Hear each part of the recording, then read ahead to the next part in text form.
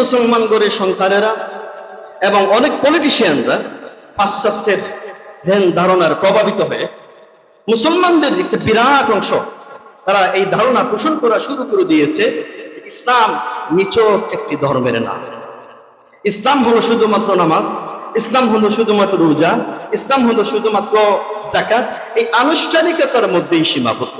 এরকম মুসলমান আমাদের সমাজে আছে কিনা নাই? বলুন না, আছে কিনা নাই?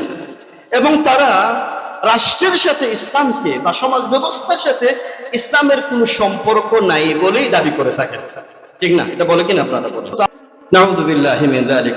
এই কথা কোনো মুসলমান বলতে পারে? এই কথা কোনো মুসলিম ব্যক্তি আকীদা লালন করতে পারে?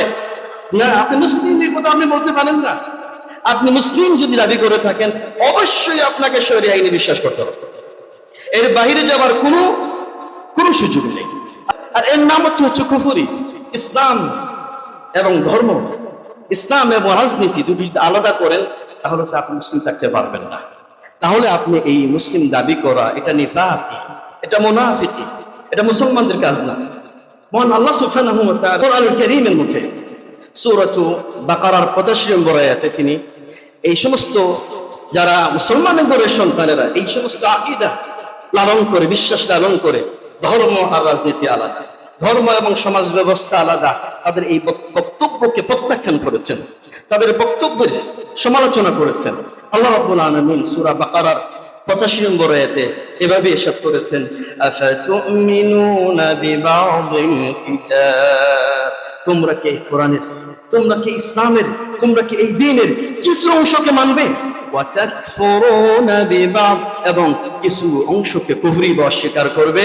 এটা হতে পারে? আপনারা বলেন, এটা হতে পারে? আপনাকে যদি ইসলাম মানতে হয়, পরিপূর্ণভাবে মানতে হবে। কিভাবে মানতে হবে?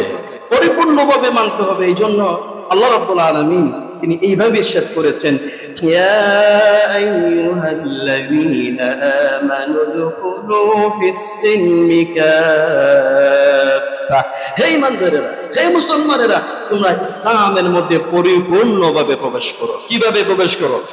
আপনাকে আংশিক মানলে হবে না।